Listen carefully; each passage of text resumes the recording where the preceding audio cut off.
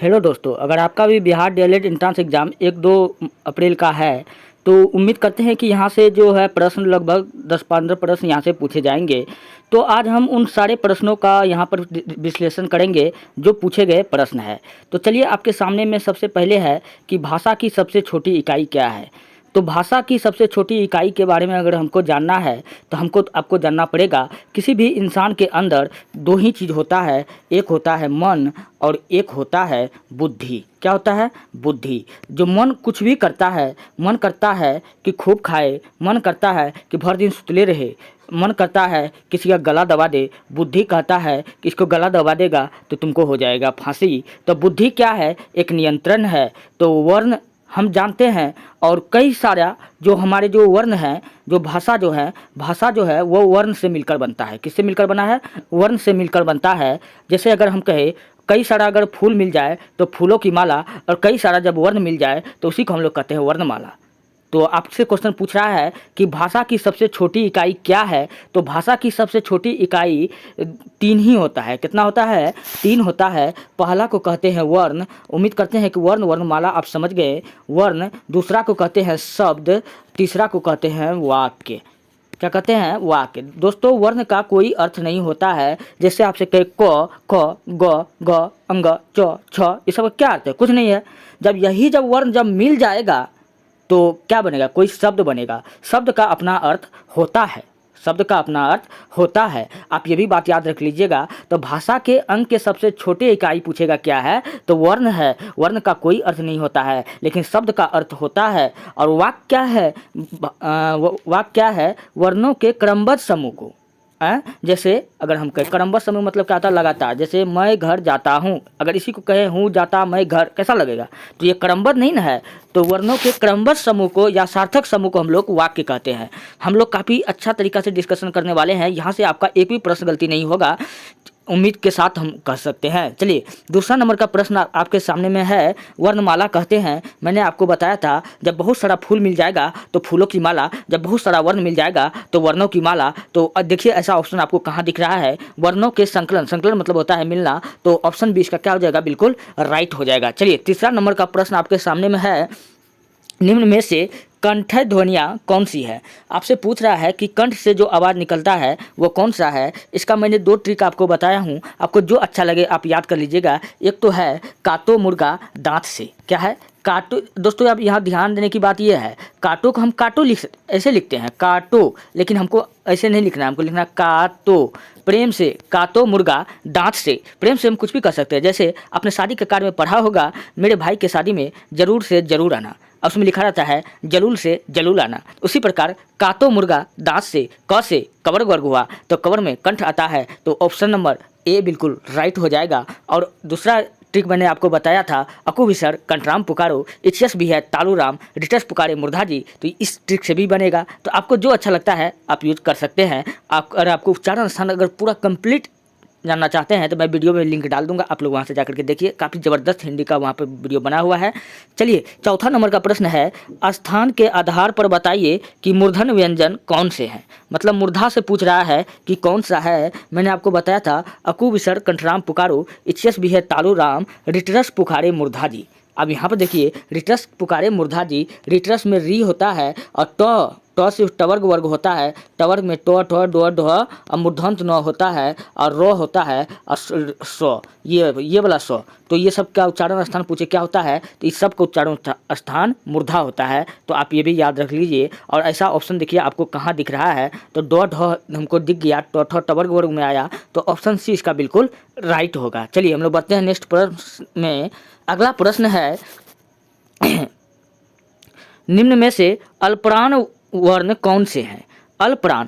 अच्छा, एक होता है अल्पप्राण और एक होता है महाप्राण। अल्पप्राण में क्या होगा कि बोलने में कम समय लगेगा।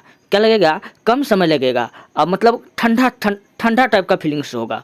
और या तो ऐसे भी हम लोग याद कर सकते हैं। महाप्राण में इसमें बोलने में ज़्यादा समय लगेगा। जैसे क, कितना आसानी से बोल दिए।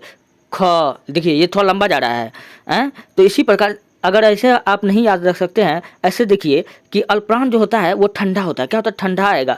जैसे क हो गया, क हो गया, और उसके बाद में ग हो गया, और उसके बाद में अंग हो गया, तो ये सब क्या है, अल्पप्राण है। तो किसी भी वर्ण का पहला और तीसरा और पांचवा अक्षर क्या होता है, अल्पप्राण होता है। किसी भी वर्ण का पहला, तीसरा और पांचवा क्या होता है, अल्पप्राण होता है। और वो कौन कौन सा है, क, ग, मतलब ठंडा ठंडा ठंडा फील हो रहा है ना आपसे।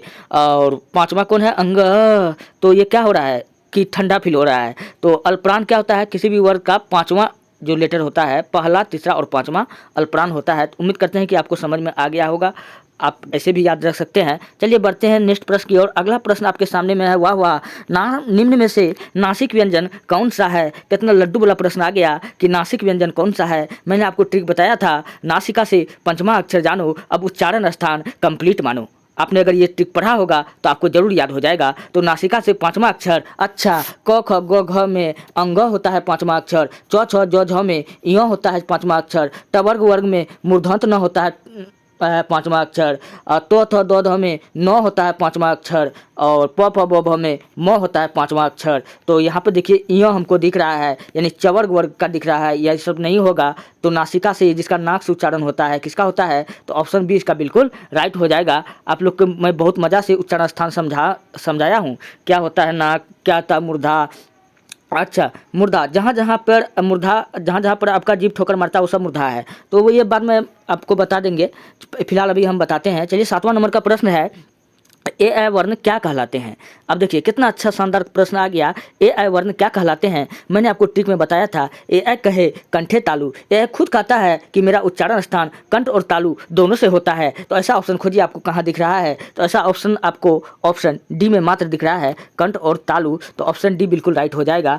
आप लोगों ने जाकर के उच्चारण स्थान का अप्रूव वीडियो जाकर के वो देखिए। चलिए 9वां नंबर का अगला प्रश्न आपके सामने में है, हिंदी वर्णमाला में अयोगवाह वर्ण कौन से हैं। अब देखिए अयोगवाह वर्ण हम सब जानते हैं कि वर्णमाला, हिंदी वर्णमाला में टोटल 52 वर्ण होते हैं। कितने वर्ण होते हैं, 52 वर्ण होते हैं, जिसमें स्वर वर्ण 11 होते हैं। कितने होते हैं, 11 होते हैं। अ आ हर्षई दुर्घई ए आई ओ आह, लेकिन अंग अह को छोड़कर, अंग अह जो है ये स्वर वर्ण नहीं होता है। तो अंग अह भैया क्या है, तो अंग अह को हम लोग अयोगवाह कहते हैं। तो खोजिए अंग अह कहाँ दिख रहा है, ऑप्शन डी में दिख रहा है। इसका मतलब ऑप्शन डी क्या हो जाएगा, बिल्कुल राइट हो जाएगा। यानी क ख यानी अ आ हर्षई दुर्घई ए आई ओ औ हम यहाँ तक लेते थे, लेकिन अंग अह को नहीं काउंट करते थे, क्योंकि अंग अह क्या होता है, अयोगवाह में आता है। तो इस प्रकार 11 गो क्या होता था, स्वर होता था। चलिए अगला प्रश्न आपके सामने में है, निम्न में बताइए कि किस शब्द में द्वित्व व्यंजन है।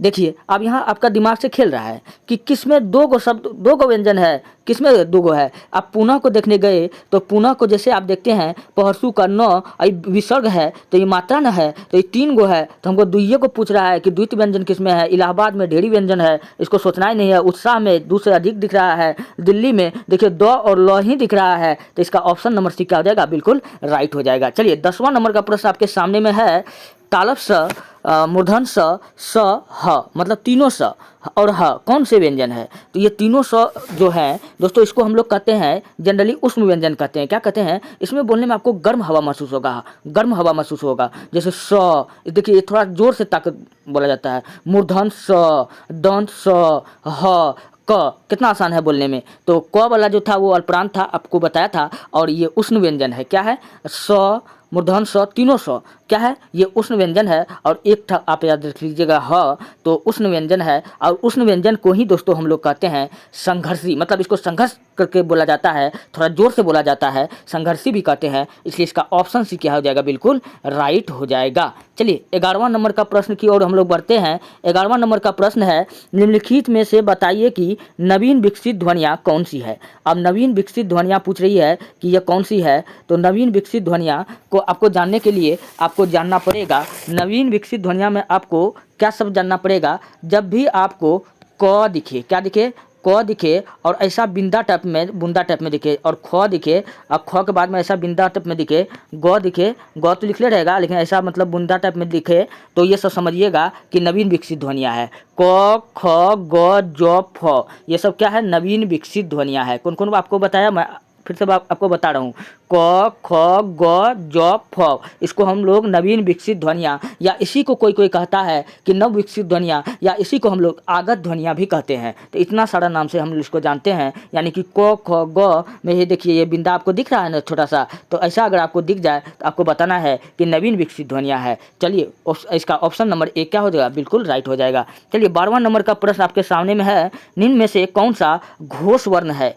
अब घोष वर्ण है, आपको मैंने बताया घोष वर्ण और एक होता है अघोष वर्ण। किसी भी वर्ण का तीसरा चौथा पांचवा वर्ण जो होता है वो घोष वर्ण होता है। तीसरा बोले तो कवर का तीसरा ग होगा, चौथा क्या होगा घ होगा, और पांचवा क्या हो जाएगा अंग होगा। और उसी प्रकार च छ ज का तीसरा क्या हो जाएगा, च छ ज हो जाएगा, झ, और उसके बाद क्या हो जाएगा यहाँ हो जाएगा। तो ये सब क्या है, घोष वर्ण है। क्या सब है, तो किसी भी वर्ण का तीसरा चौथा पांचवा जो होता है वो क्या होता है, घोष वर्ण होता है। तो आपको कौन सा ऐसा ऑप्शन में दिख रहा है, तो कौन सा दिख रहा है ऐसा, तो च छ ज, च छ ज तीसरा, च छ ज क ख ग।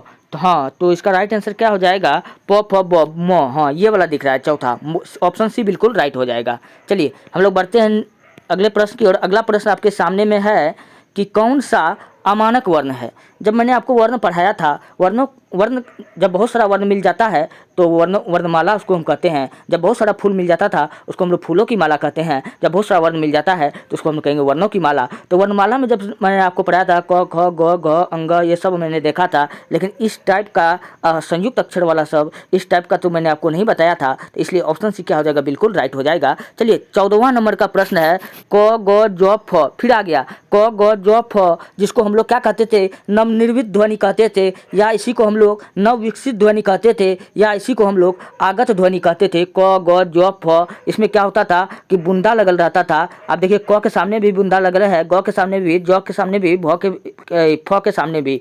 दोस्तों ये पूछ रहा है कि फ ध्वनियाँ किसकी है, तो अरबी फारसी की है। किसकी है, तो अरबी फारसी की हो जाएगी, ये संस्कृत की नहीं है। तो ऑप्शन बी क्या हो जाएगा, जैसे आपको मैं कहें गजल, कोई आदमी गजल कहता है, कोई आदमी गजल कहता है, तो गजल ये सब जो शब्द है ये क्या है, अरबी फारसी शब्द है। चलिए हम बढ़ते हैं अगले प्रश्न की ओर। अगला प्रश्न है, हिंदी में मूलतः वर्णों की संख्या कितनी होती है। हम सब जानते हैं हिंदी में वर्ण का कोई अर्थ नहीं होता है, और बहुत सारा वर्ण जो होता है, टोटल कितना है, तो वर्ण कितना है, 52 ठो है। तो ऑप्शन सी इसका क्या हो जाएगा, बिल्कुल राइट हो जाएगा। चलिए 16वां नंबर का प्रश्न आपके सामने में है, अक्षर ध्वनि किसके अंतर्गत आती है। आप देखिए अक्षत्रज्ञ, अक्षत्रज्ञ, और आपको एगो और याद रखना है सड़।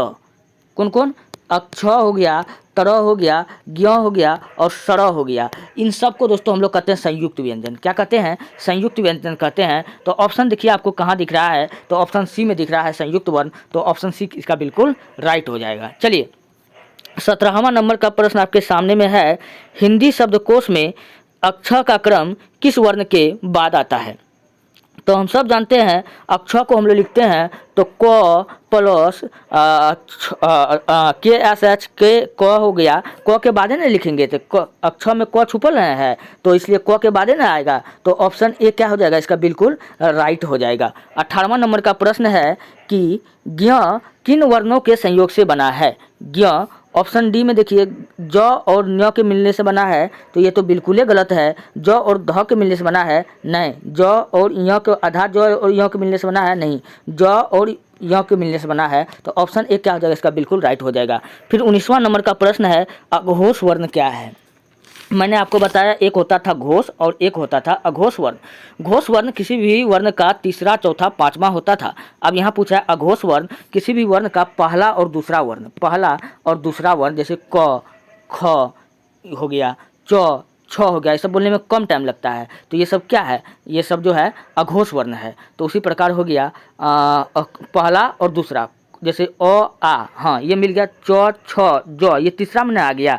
तो पहले दूसरा का हमको देखना है, ह स ये तो नहीं होगा, अ आ। 19 का ऑप्शन नंबर ए क्या हो जाएगा, बिल्कुल राइट हो जाएगा। चलिए घ का उच्चारण स्थान पूछ रहा है कि कौन सा होगा। तो मैंने आपको ट्रिक बताया था, अकु विसर्ग कंठराम पुकारो, रिटरस पुकारो मूर्धाजी, अकु विसर्ग कंठराम पुकारो, एच भी है तालू राम, रिटस पुकारे मूर्धा जी, रिटस से जाने दंत जी, ओ हाँ, क ख ग घ घ न पूछ रहा है, तो अकु विसर्ग क ख यानी कवर वर्ग में आया। कवर मानी कंठ होता है, क्या होता है, कंठ होता है। तो ऑप्शन बी इसका बिल्कुल राइट हो जाएगा। यानी तो काटो मुर्गा दांत से, आप ये भी याद रख सकते हैं। दोनों ट्रिक एकदम इजी है, दोनों जो आपको इजी लगता है आप वो लिखिए। दोस्तों हिंदी में जनरली, यानी हिंदी में पहले हम लोग क को ही क्यों लिखते हैं, ख को ही क्यों लिखते हैं, एक क्रम से क्यों लिखते हैं। जनरली इंग्लिश में ऐसा नहीं होता है, इंग्लिश में ऐसा कोई मीनिंग नहीं है, लेकिन हिंदी में इसका मीनिंग है। क्योंकि हम जो बोलना प्रारंभ करते हैं तो सबसे ऊपर में होता है कंठ होता है, उसके बाद तालु होता है। तो ये सब इसी कारण से हम लोग जो है पहले हम लोग क का उच्चारण को पहले रखते हैं। चलिए अगला 21वां नंबर का प्रश्न है, इनमें संयुक्त व्यंजन कौन सा है। मैंने आपको बताया था कि संयुक्त व्यंजन वह होता है अक्ष, त्र, ज्ञ और स्र, ये सब संयुक्त व्यंजन होता है। तो इसमें खोजिए कहाँ आपको दिख रहा है अक्ष, त्र, ज्ञ और स्र। तो हाँ, ज्ञ हमको ऑप्शन बी में दिख रहा है, तो ऑप्शन बी क्या आ जाएगा, इसका बिल्कुल राइट हो जाएगा। चलिए 22वां नंबर का प्रश्न है, निम्नलिखित में से कौन सा वर्ण उच्चारण की दृष्टि से दंत नहीं है, यानी दांत नहीं है। कौन सा वर्ण, हाँ आपको पता है कि अकु विसर्ग कंठराम पुकारो, इचस भी है, तालु राम रिटस पुकारो, मूर्धा जी, लिटलस से जानो दंत जी, यानी लौ हो गया। और तो थ दो ध न, ये सब किस में आता था, दांत से उच्चारण होता था। तो तो भी है, दो भी है, नौ भी है, तो दंत नहीं है, टो नहीं है। तो किस में आ गया, टवर वर्ग में आ गया ना। तो ऑप्शन डी बिल्कुल राइट हो जाएगा। आपको ये ट्रिक याद रहेगा तो आप कहीं भी गलती नहीं कर पाएंगे। चलिए 23वां नंबर का प्रश्न जस्ट आपके सामने में लगा हुआ है, जिन शब्दों के अंत में ओ आता है उन्हें उन्हें क्या कहते हैं। कितना, 23वां नंबर का प्रश्न है कि जिन शब्दों के 23वां नंबर का प्रश्न है, जिन शब्दों के अंत में अ आता है उन्हें क्या कहते हैं, उन्हें अकारांत कहते हैं। ऑप्शन डी इसका क्या हो जाएगा, बिल्कुल राइट हो जाएगा। 24वां नंबर का प्रश्न है, 24 नंबर का, क अक्ष वर्ण किसके योग से बना है। तो अक्ष जो है आधा क और 100 के मिलने से बना है। तो आधा क तालब 100, ये तो बिल्कुल गलत है। आधा क और 6, ये तो बिल्कुल गलत है, ये भी गलत है। तो ऑप्शन एक क्या हो जाएगा, बिल्कुल राइट हो जाएगा। आधा क और 100 के मिलने से क्या बनता है, अक्ष बनता है। तो 24वां नंबर का आंसर ऑप्शन ए होगा। 25वां नंबर का, हिंदी वर्णमाला में स्वरों की कुल संख्या कितनी है। हिंदी वर्णमाला में स्वर वर्ण कितना होता है, हम सबको पता है कि 11 होता है। अ आ ए ऐ ये सब क्या है, स्वर वर्ण है। चलिए अगला प्रश्न आपके सामने में है, निम्नलिखित में कौन स्वर नहीं है। स्वर नहीं है, अ आ ए ऐ ये सब स्वर होता है, लेकिन स्वर कौन नहीं है। देखिए यह स्वर नहीं है, ये चवर्ग वर्ग में आ गया। तो ऑप्शन डी क्या हो जाएगा, बिल्कुल राइट हो जाएगा। चलिए निम्नलिखित में कौन टवर्ग नहीं है। टवर्ग में कौन कौन आएगा, टो आ जाएगा, ठो आ जाएगा, डो आ जाएगा, ढो आ जाएगा, मूर्धन्य न, इतने ना आएगा। तो इसमें देखिए कौन नहीं है, तो टवर्ग नहीं है, घ नहीं है, टो ठो, हाँ टो भी है, ठ भी इसमें मिल गया, डो भी मिल गया, घ नहीं मिला। तो घ किस में आएगा, कवर्ग में आता है। जो टवर्ग में कहता है नहीं है, तो टवर्ग में घ नहीं है, क्योंकि घ किस में है, कवर्ग में है। तो ऑप्शन डी क्या हो जाएगा, इसका बिल्कुल राइट हो जाएगा। चलिए 28वां नंबर का प्रश्न आपके सामने में है, हिंदी वर्णमाला में व्यंजनों की संख्या है। तो हिंदी वर्णमाला में व्यंजन की संख्या आपसे पूछ रहा है कितना है, तो आपको बताना है टोटल कितना होता है, 33 होता है। कितना होता है, 33 होता है। तो ऑप्शन सी इसका बिल्कुल राइट होगा। चलिए 29वां नंबर का प्रश्न है, निम्नलिखित में से कौन सा पश्च स्वर है। 29 नंबर का प्रश्न कहता है कि पश्च स्वर कौन सा होता है। दोस्तों पश्च स्वर जो बाद में आता है वो आ आता है, इसलिए इसका ऑप्शन ए बिल्कुल राइट होगा। चलिए 30वां नंबर का प्रश्न है, निम्नलिखित में से कौन अयोगवाह है। कौन अयोगवाह है। तो अयोगवाह दोस्तों जो विसर्ग जो होता है वो अयोगवाह होता है। तो इसका ऑप्शन ए बिल्कुल राइट होगा। फिर 31 नंबर का प्रश्न है कि क्या है, छ ध्वनि का उच्चारण स्थान है। छ किस में आएगा, चवर्ग वर्ग में आएगा। चवर्ग में चौ छ जो झ न सब आएगा। तो चवर्ग इचियस भी है, तालु राम, तो तालु हो जाएगा। तो तालु ऑप्शन कहाँ दिख रहा है, ऑप्शन सी में हमको दिख रहा है। तो आप लोग जाइए थ्योरी का वो क्लास देखिए, आपको सब समझ में आएगा। चलिए 31वां नंबर का प्रश्न भी हो गया। और 32 नंबर का प्रश्न आपके सामने में है, निम्नलिखित में से कौन एक संयुक्त व्यंजन नहीं है। अब यहाँ पर आपको संयुक्त व्यंजन को छांटना है। तो अक्ष, तर, ज्ञ और सड़ ये संयुक्त व्यंजन होता था। अब यहाँ नहीं पूछ रहा है तो कौन नहीं है। तो यहाँ पर ज्ञ भी देले है, अक्ष तर भी देले है, अक्ष भी देले है, ये सब संयुक्त व्यंजन है। तो संयुक्त व्यंजन कौन नहीं है, तो मूर्धन्य स नहीं है। तो ऑप्शन बी क्या हो जाएगा, इसका बिल्कुल राइट हो जाएगा। चलिए 33वां नंबर का प्रश्न है, तालव्य व्यंजन है, मतलब तालु से पूछ रहा है कि कहाँ से आवाज़ निकलता है। तो मैंने आपको ट्रिक बताया था, अकु विसर्ग कंठराम पुकारो, इचियस भी है तालु राम, मतलब इचियस ई पूछे या हर्षई पूछे या दुर्घई पूछे, और च में चवर चौ छ जो झ य, ये सब किस में आ जाएगा, ये सब तालु होगा। जहाँ जहाँ आपका जीभ टच करता है चौ छ जॉब झॉब बोलने में, वो सब तालु है। आप लोग प्रैक्टिकल करते जाइए तो चौ छ जो झ क्या हो जाएगा, इसका बिल्कुल राइट हो जाएगा। इचियस भी है तालु राम, क्योंकि इचियस ई हर्षई दुर्गई चवर्ग वर्ग य और तालब सभी आपको याद रखना है कि इचियस भी है तालु राम।